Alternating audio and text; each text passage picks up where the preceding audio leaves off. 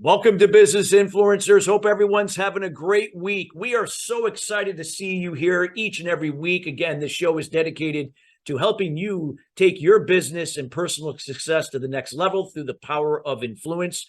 We are committed here at Business Influencers to bring in subject matter experts, sharing their words of wisdom and insights that have not only elevated their personal success and their business to the next level, but also to raise their level of influence, creating more impact and change that benefit others in with the people you serve. So if you have any suggestions as to the types of content that could benefit you and your business, feel free to reach out to us at chris@christophersalem.com. We'd be more than happy to gather some information on what's important to you, get to know you, and see what we can do to bring in certain experts that will align with what's important to you for a future episode. Today's show is being brought to you today by Alumni Direct. Alumni Direct is a new social media community platform dedicated to bringing alumni together from all different generational types, an opportunity to rekindle old relationships and perhaps meet new people for the first time. It takes out all the noise of social media, so there's no notifications, and you get to come in on your time, sharing authentically in a genuine way to the content that really resonates with you. This is a membership program, and you are eligible to receive a wide array of different services that would normally not be available to the standard consumer. Feel free to reach out and find out more about Alumni Direct at alumnidirect.com. Well, we got a great show for you today. I'm so excited because this is always a topic that is very true to my heart. And this is around leadership. It's your leadership legacy. It's up to you.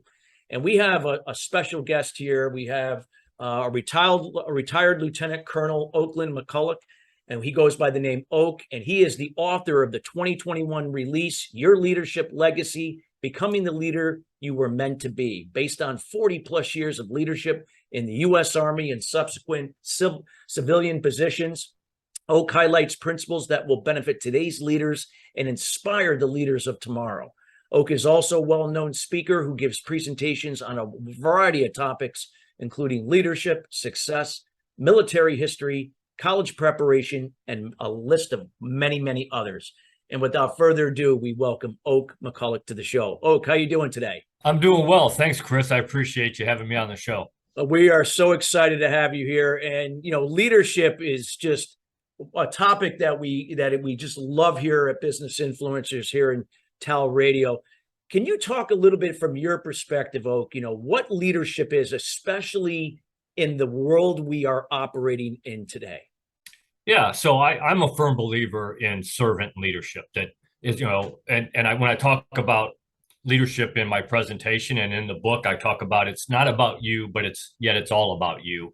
And I always get asked, they say, well, Colonel McCulloch, how can it be all about me, but not be about me? And I said, well, it's not about you because it's not about the privileges you're going to get or the title you're going to earn or the better pay or any of that. Leaders get those kinds of things sometimes, but that's great. But if that's the reason you want to be the leader, then I would tell you to go do something else because you're not going to be a good one. It's all about you and how you treat the people who work for you in your organization and how you run your organization. Because it is about selfless service. And if you don't believe that, then I don't believe that you can be a good leader. Yeah, I agree. And Oak, would it be safe to say, because you said it's about you, is it like, if, for instance, we can't give what we don't have, if we're not filling up our cup, so to speak, I'll just use, I guess that's an analogy. Right. How can we spill over onto other people in a positive way? We're giving from nothing if we don't really. So when you say you, it's important that we got to take care of ourselves. We have to serve yourself in order to serve others through your example and resourcefulness. Yeah, I believe that you got to take care of yourself. Absolutely. Both physically, mentally, spiritually, all those kinds of things, whatever that means to you. But you certainly have to do that, because if you're not taking care of yourself, then you can't take care of other people. I always just say that, in the business world, when you are leading people, you put other people ahead of yourself. But you definitely have to take care of yourself. Yeah. There's no doubt about it. I mean, you got to get the right amount of sleep, because if you can't function, you can't take care of other people. Absolutely. And can you talk? I would love to learn a little bit more, because from your military background and how you've applied this now that, you apply this when you talk to businesses and you work with, educational institutions as well in this whole area. Talk about the power of servant leadership and the impact that it can create, not just, in just one capacity, but, just overall, when we look at our personal lives, communities, businesses, and so forth.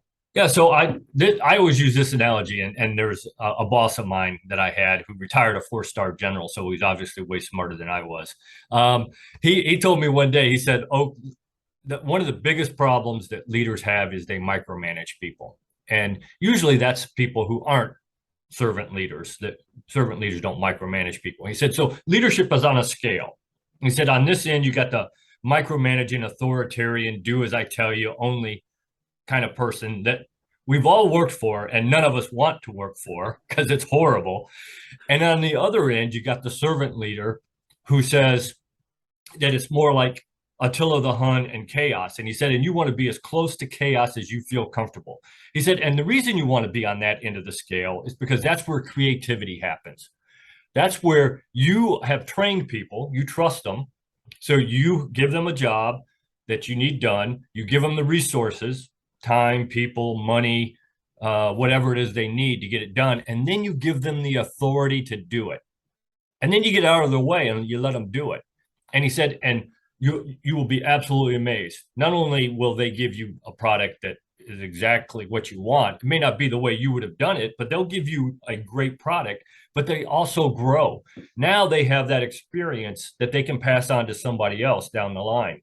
Because the evil of micromanaging is this: if I micromanage you, then I have cheated you out of an experience. An experience now you can't pass on to anybody else. So I'm affecting not only you, but everybody that works for you for the rest of the time you work for me. That's the evil of micromanaging. And if you're a servant leader, then you steer as far away from micromanaging as you can. I agree, because to me, micromanaging doesn't empower. It's almost in a way makes you feel like you're always going to be dependent upon that Right. so-called leader. That's right. And most people who who are micromanagers are that authoritarian type leader who wants you to do only what they tell you to do. And that's horrible. I mean, now you are only using, if you're that type of leader, you are only using your knowledge, your skills, and your abilities. You're not using anybody else's in your organization. I don't care how good you are at what you do. There's always somebody who can add to what it is that you know. Oh, absolutely. And I'm just one of those people that I believe that you gotta use everybody in your organization. And throughout my career in the Army and outside the Army, when I get a job, a task, I walk up to the people who are working with me and for me, and I say, "Okay, guys and gals, this is what we got to do. Give me some ideas." And everybody will start throwing some ideas at you. And what I've figured out is that the guy or the gal that you think is going to give you the best ideas sometimes will give you horrible ideas. And the person that you never thought would give you a great idea will give you a great idea. Now, what I tell young leaders is, look, you are under no obligation to use any of what they just threw out there. But what you've done is you've given them an opportunity to say what they believe. So now they have buy-in. And what generally happens that I've figured out is that I'll use a little bit of his ideas and a little bit of her ideas and throw in some of my ideas, and we'll have a good idea, put it together, have a good idea. And now they have skin in the game. Now it's not Colonel McCulloch's idea or Oak McCulloch's idea. It's our idea. And now they want to work extra hard to make sure it works. Yeah, no, I love that. What would you say, like, again, when let's say you come into a situation where, you're starting to, over the years, you're starting to see a shift away from the, that autocratic or bureaucratic style of leadership. And, a big example of that was back, in General Motors, when they went from bureaucracy to more of a servant leadership style. Right. Mary Barra, who female, who runs that, organization, and how she came in and basically helped save General Motors technically from going out of business at one point after the financial crash. But talk about, like, for those organizations that maybe have been operating in that, and this could be schools, could be anything, that from that authoritarian type micromanagement type style, and what are the first steps they can start to maybe make that shift over time? Yeah, I think first is communication. You got to understand that communication is a two-way street, that it isn't just you telling people what to do, when to do, how to do. It's listening to them. And look, we in America especially are horrible listeners. Yes.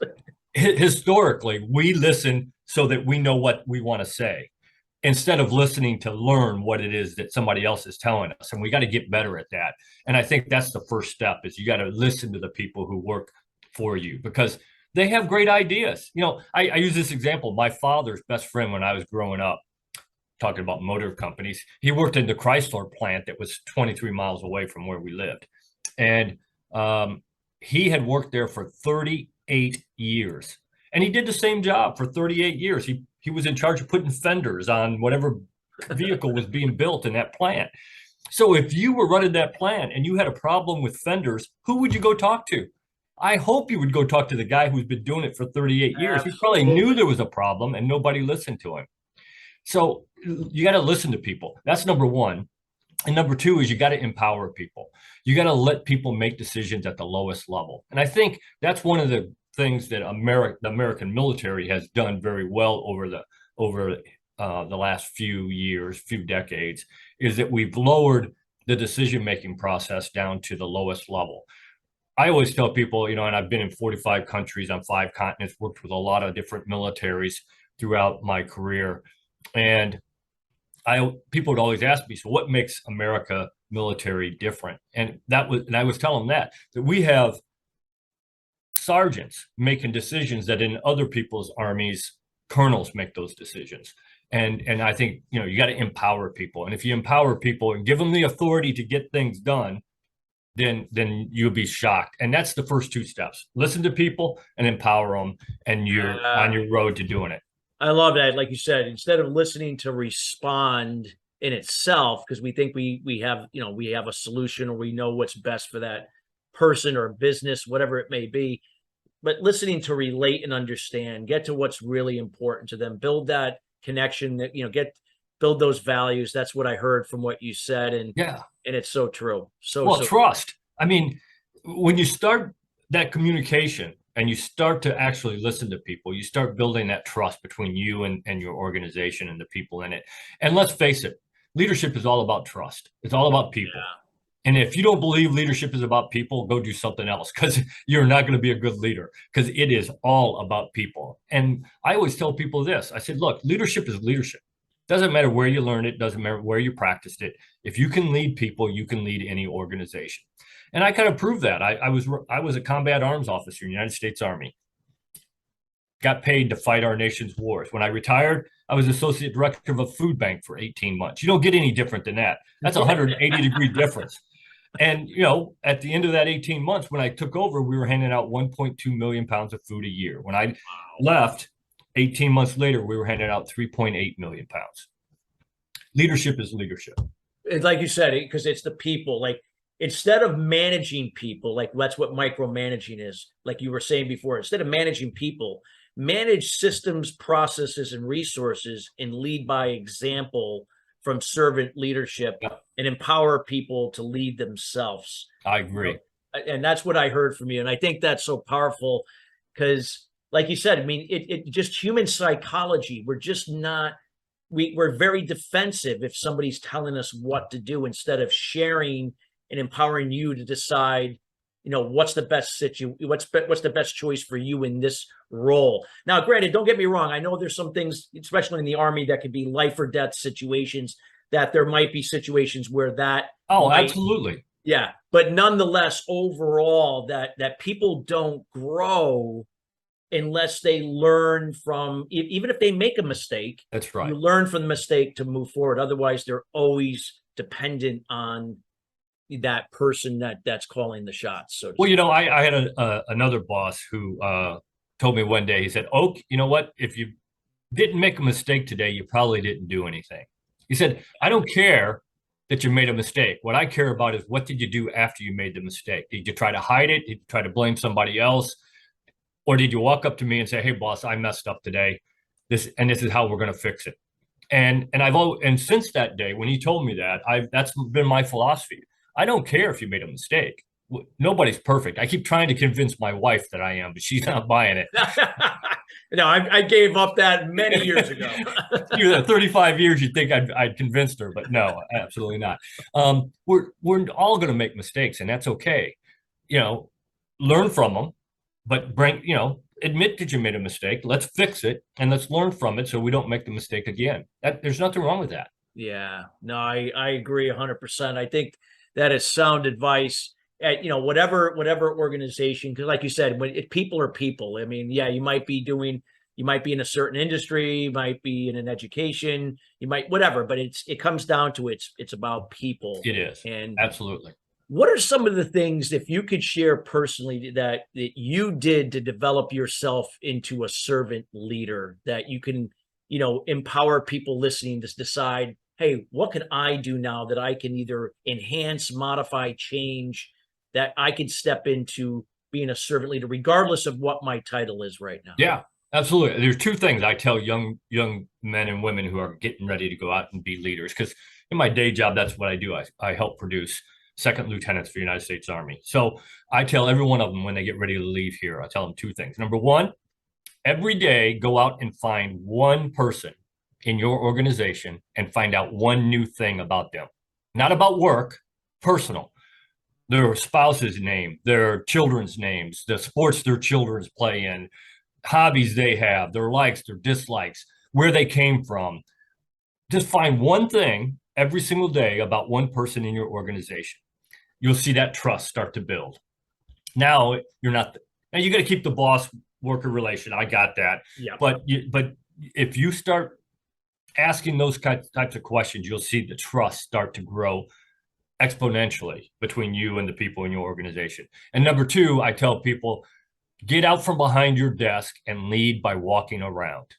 Just go find somebody and start talking to them where they work, not in your office. Go find where they're working, go talk to them, and you'll see a huge difference in their attitude. Hey, the boss came down to where I'm working and asked me some questions. And I had another boss who retired, a 3-star general, and he said to me, Oak, never turn down a chance to go get your own cup of coffee. He said, you do two things when you do that, no matter how high up in the organization you get. First, people realize that you're human, that they don't have to wait on you, that you can actually go get your own cup of coffee. And number two, you get to walk around and talk to people en route to the coffee pot. He said, and if you're lucky, there's a second way to go, 2 or 3 ways to get back to your office. And every day you go a different way. So you talk to different people every single day, going and coming to get your own cup of coffee. Yeah, you're approachable, right? Because a lot of times used to be like, oh, I can't go talk to him or her. They're that, so you're unapproachable. But here you're human. It doesn't matter what the title is. I can be approached, and you could talk about, what's important in your role. What can we do to provide something that could help you to, leverage to make your job easier, to make it better, exactly. Because again, they're the experts. They're the ones who are doing the job. You're not doing the job. You don't know what little tiny nuances that might be causing them to have problems or slow down the process or make it not quite as good as it could be. They do. And if you listen to them, they'll tell you. Yeah, that's so true. I love that. It was so funny you when you're talking about this. I remember I was having a conversation with somebody yesterday, and they were telling me from their experience that when they were working for this one so-called leader at the time, this person never in 1 year had one conversation with that leader, other than that towards the end of that year, there was an email sent from his assistant asking for something, because normally he had to go through other people to get to that level. Yeah. There was no communication at all, like horrible. what you talked about earlier. And this organization had a lot of hiccups and a lot of issues. As it would. And all the finger pointing was going back to who, the people, right? It's Yeah, that's horrible. I always tell people that that if you want to be a leader, you got to be able to talk to people, and you got to be able to tell them what you expect. I'm a firm believer in counseling people, talking to people, both good and bad.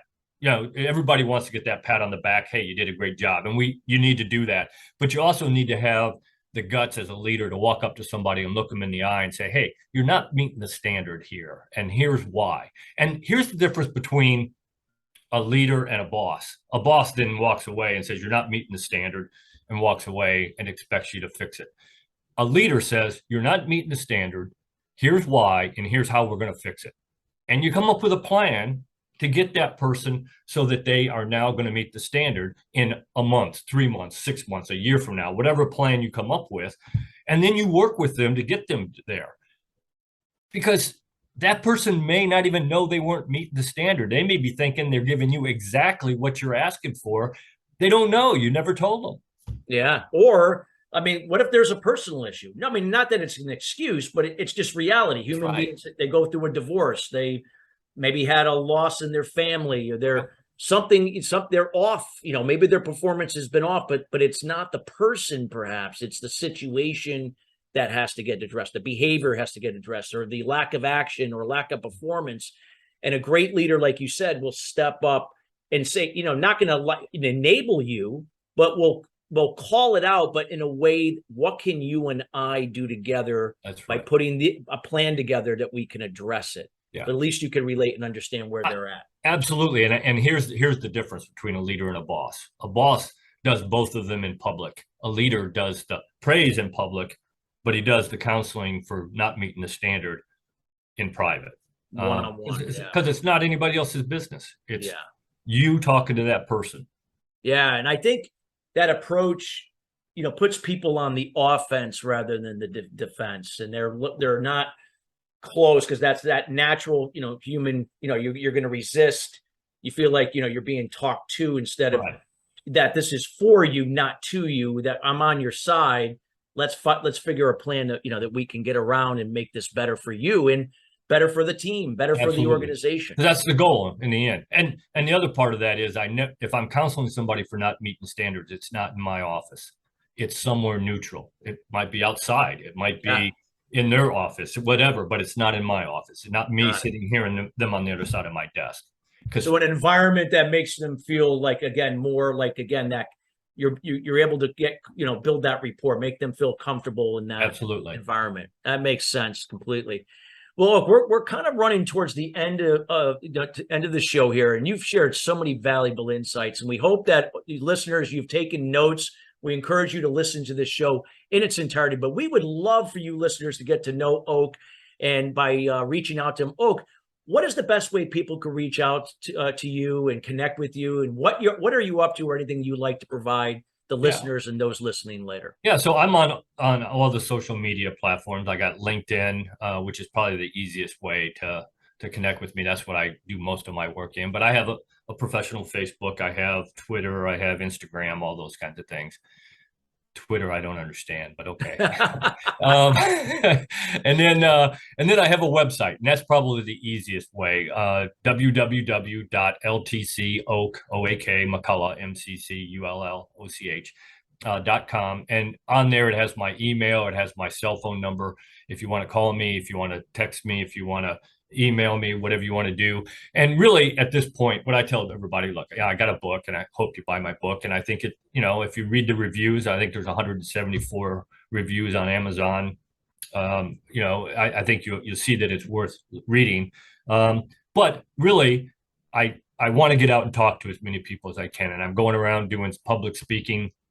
And I've got 2 speaking engagements in September. I got another one in October. Doing, hoping to get out and talk to as many people as I can, because what we are accepting as leadership today, what people call leadership, is horrible. We got to get back to people taking care of people as leaders. That's what it's all about, at least in my opinion. Well, that's great. Okay, well, we highly encourage anybody who's listening, who's an event organizer, anybody involved in an industry, where you're looking for a quality speaker, quality content. This is an area that could apply to just about any industry. So we highly encourage you to reach out to retired Lieutenant Colonel Oak McCulloch. Again, he can deliver a lot of great value. Oak, thank you so much for taking the time to be with us here today. We greatly appreciate you being here. And listeners, we thank you each and every week joining us here at Business Influencers. And again, we are committed to bringing in subject matter experts like Oaken each and every week. Again, if you have any feedback, anything that you're looking for in terms of content, again, reach out to us here at chris@christophersalem.com. We'd love to chat with you and talk to you and how this can move you and your personal success to the next level. Till then, everybody, we'll see you next week and have a great rest of your day.